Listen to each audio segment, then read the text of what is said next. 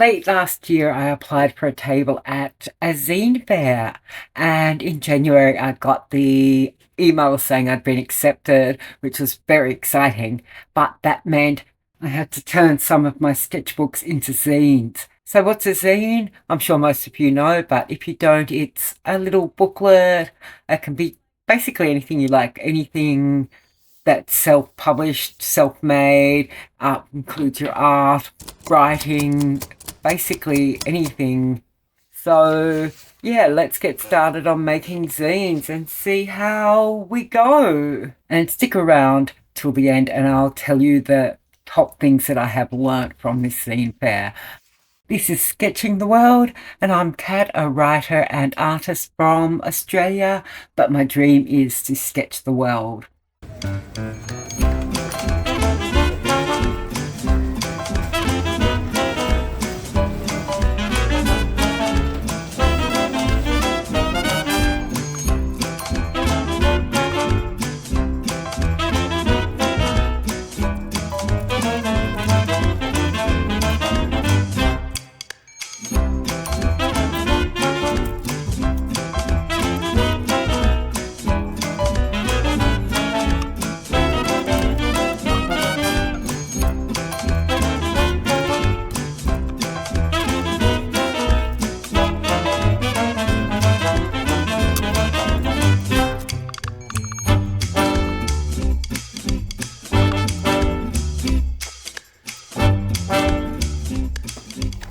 Got my zines back from the printer and I'm really happy with how they look. The only thing I don't like is that they're not folded very well. I've got a bone folder tool, so I'm going to sit down later and do them. I might even get like something and trim them. I kind of feel like they're charging for these to be finished, but they're not finished very well. And yeah, so this is the 16 single pages. It's just really scary paying all this money to go and get a zine printed and then not knowing if you're going to sell any copies and that kind of thing. But yeah, that's what it looks like. And I'll put a link in the description if you want to buy a copy. Yeah, let me know. I'll have them for sale on my coffee site. And I only got 10 printed, but I can basically get them printed on demand. So yeah, that's the first of the zines. All of these pictures, probably like the sketches I've done in here, you probably seen me doing on location in previous videos. Well, I say probably, if you've watched all my old videos, my entire back catalogue, yeah, they would have been on there. So I've still got more to do. I've got this one zine here of life sketches that I've done, and I'm going to do that just by hand. I have to check though that I've got a stapler that's gonna staple it once it's done. The other alternative, which I may not have time to do, is to hand bind them. Then yeah, this is all I printed these off. I was going to do the market zine with like each facing page blank like that, but then I was paying a lot of money, would have been paying a lot of money just to have blank pages in my zine, so not worth it. Like, you know, the higher the cost is for printing each one, the more I have to charge for it. So it's kind of a toss-up all the time between having things looking really good, and of course I want things looking really good and looking really professional, and keeping the price affordable. So yeah, that's why I paid to get the booklets fully done, because at the local shop, there's really only one place that I can get these printed. I think the place, it's called Officeworks. They are a big stationery store and everything. And I think they've basically driven everyone else out of business. Like, undercut everyone, and now they're the only place to get printing done. And if you do self-service printing, you only have the choice of 80 GSM paper, which is a little bit thin, And then the next thing is to get them to print it, and then you can get the thicker paper. You can have a choice of papers. So yeah, that's been a bit of a worry. These are more, this is the original of the Life Drawing Zine. So they're all, yeah, just collaged together. So I have to take that in and get it printed off. And that's the main thing I have to do now. I've still got another zine booklet that I got made to pick up. And I've got bits and pieces in here that I'm working on. I've got a few prints to sell, just the ones that are proof copies of prints that I've uploaded. And yeah, that's where I'm at the moment. So today's Tuesday and the zine fair's on Saturday. It's getting very stressful, getting very close to the date. I also wanted to do a couple of the one-page fold-up zines, so hopefully I'll have time to get those done. Zine making, it's all so much more time-consuming and trouble than you think it's going to be, but hopefully the whole thing will end up being lots of fun.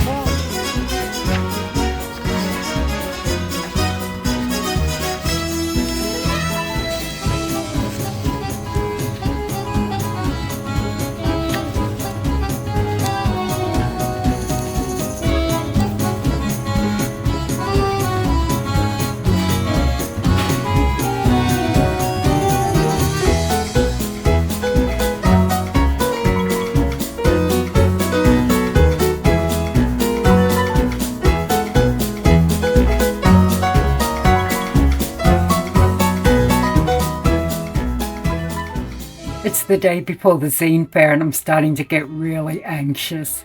Have I made enough zines? Too many? I've outlaid a fair bit of money on these zines now, and I've never been to a zine fair before. I don't know how many I'll sell. I don't know what people want to buy. I really don't know anything at all, and I'm so nervous about it. But I'm sure the experience will be fun no matter what. Hopefully no one will point and laugh and tell me I'm a terrible artist and to get out of the zine fair. That is my worst nightmare.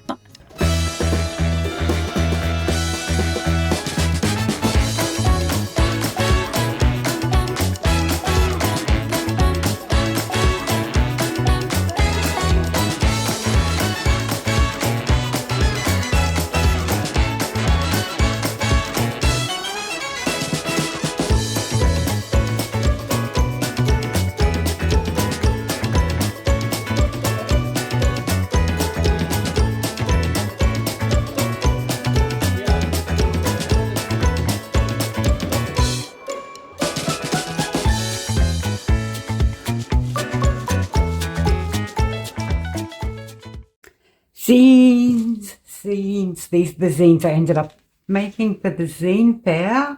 There's a few, I'll go through them and I'll do a flip through, even though if you watch my channel regularly, you've probably seen a lot of these sketches before. But yeah, it's kind of good, I think, to see them in zine form. And I'll keep the flip through pretty fast so that I'm not spending too much time showing you things that you've already seen. So to start off with, this is my New York zine that I made. I did two versions of this because I added colour digitally. So this is the black and white version of the original drawings, and that is the full sketchbook.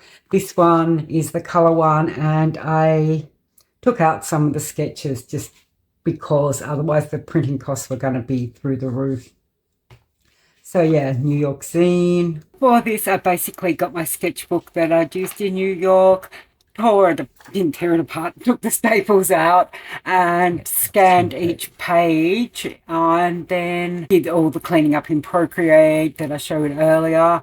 After I'd done that, I then in Procreate digitally added the color, and once I had the digital files, I sent it off to be printed. I didn't print this myself. So that was that one. And this one, very similar. Yeah, just as I said, I put a few more pictures in it. I'm not sure why, but when they printed it, they made the pictures really small and gave them a huge margin, which is really strange. And it's kind of annoying because some of the pictures, some of the sketches go across the 2 pages, like this one.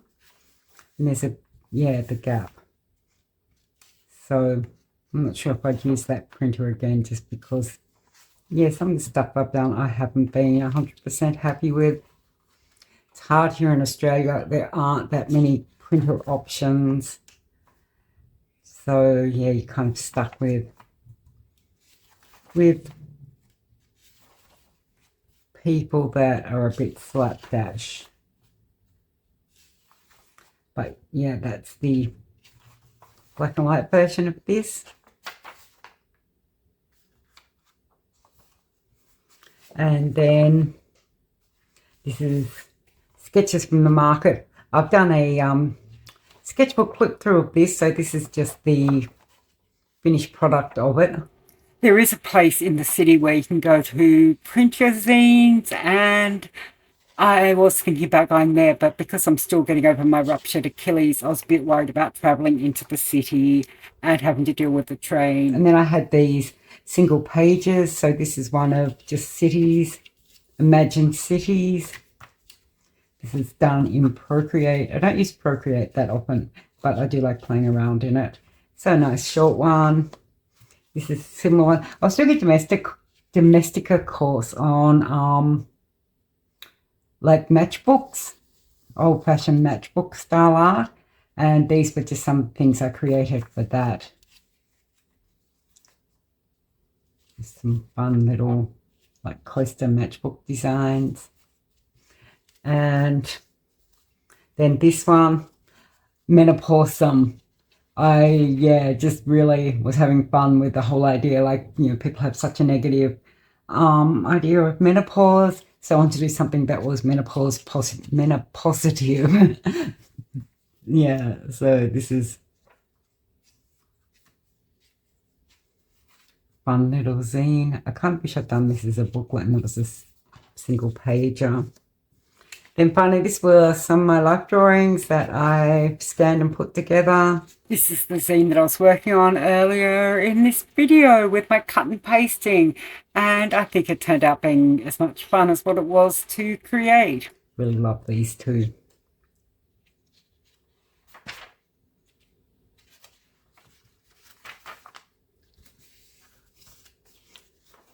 I actually found it much easier just scanning, like just photocopying straight from the originals rather than scanning and trying to clean them up, because the cleanup process was so much work. It's something that I probably need to work on and get a lot better at. All these zines will be available through my copy site, so if you want to grab a copy, that's the best place to get them from. Yeah, these were my zines. The zine fair was really fun, very tiring. I've been exhausted ever since, but definitely something worth doing. So scary doing something that it's very scary. Yeah, it was sort of I was very anxious yesterday before I went. You're putting your artwork out there, you're there in person. You kind of have that fear that people are just going to be like, oh, you suck, why do you even dare think you can sell your artwork? But people were really, really nice. Nobody actually said anything like that. Got some really nice comments, got a few sales, and now I know what zine fairs are all about. Now for my tips. Obviously, I'm no expert, but here are a few things I've learned after my first zine fair. Start prepping as early as possible. It's going to take a long time. You've got to organise not just making the zines, but getting them printed and all the other little bits and pieces associated with actually running a stall. So if you want to do a zine fair, maybe even start prepping before you find out that you've been accepted for a table. Just have some zines and you can sell them in other places as well as zine fairs. So it's not going to hurt having zines pre-made. And following on from that, zines take so much longer to make than you expect. You think, oh yeah, I'll just throw this together. I mean, I guess you could set yourself a time limit, like I'm going to sit down this afternoon and make a zine, and that works. What I did was I set a deadline of the Tuesday before the zine fair to have everything done so I could get it printed and get everything together. And even that was pushing it. I wish I'd given myself even more time to get my zines done. When it comes to quality, I'd say either go high or go low. Don't bother about the middle ground. So when I say go high, I mean like doing a full art book style zine, getting it professionally printed, going somewhere where you can do a full bleed print and you have a lot of control over the kind of paper that's used, and you have something that's this really beautiful product at the end. And when I say go low, I don't mean like just putting out something really crappy, but yeah, just really embracing the DIY aspect of zine making, and yeah, doing a lot of cut and paste, collage, whatever you want to do, have fun with it, and yeah, really, really keep it simple and cheap. Think about making a free mini zine to give away. I think that really entices people to your table, and it's also good. I got business cards printed, but later I thought I could have made a little simple one-page bold zine and put my contact details on that, and then people would have had like an example of my artwork plus my details if they wanted to get in touch with me later on. Like, I'm pretty sure people pick up business cards at zine fairs and like the next day they have no idea why they picked it up. I mean, another thing that's like would cost a bit more money is also creating a postcard with an example of your art and your contact details on that. Also, something that I didn't think of until later is, instead of writing your contact details on the card or the free zine or whatever, using your QR code. If you've got a QR code, then you can later go on and change the detail, like where that QR code points. So if you change your Instagram or you change your website, or most importantly, say you're selling your artwork through Etsy and you decide that you don't want to do that anymore and you have a new shop, yeah, you really want that QR code pointing to the most current place to get your work. Think about how you want to decorate your table and how that relates to your brand. We thought that we weren't allowed to put things like stands and that on the table, but everyone else did, so apparently it's okay. Yeah, so I wish I'd known that. So yeah, having your stuff easily seen, and yeah, the branding, like my sister does spooky stuff, so having some spooky kind of things to go with that, and then people can look at your table and straight away know whether they're interested in what you're selling or not. Snack foods are really important at the zine fair. You need to keep your energy up, and it's fun to have something to snack on. But make sure that you take something that's easy to eat, because people can come up to your table and want to chat at any time. You don't want to have an awkward food situation. And lastly, but definitely not leastly, this is something I think that cost both me and my sister sales, and that is have a way of taking card payments, not just cash. Nowadays, people don't use cash that much. I definitely don't use it. And I thought that to take card payments, I'd need to go and invest in a card reader, which obviously you don't want to do just for one zine fair. But then I found out that Square do an app where you can just read cards with your phone. You don't need anything else, which is great for a one-off event. But by the time I found that out, I applied and got an email back saying that they wouldn't have it set up until the Tuesday after the zine fair. So it was pretty useless for me. So I'd say get in early with something like that, have it set up way in advance. And then when someone comes over and asks if you take card, you're like, yeah, sure thing. And sale. As always, thanks for watching. If you like my content and you're not subscribed yet, hit the subscribe button for future updates. And otherwise, if you liked today's video, don't forget to thumbs up.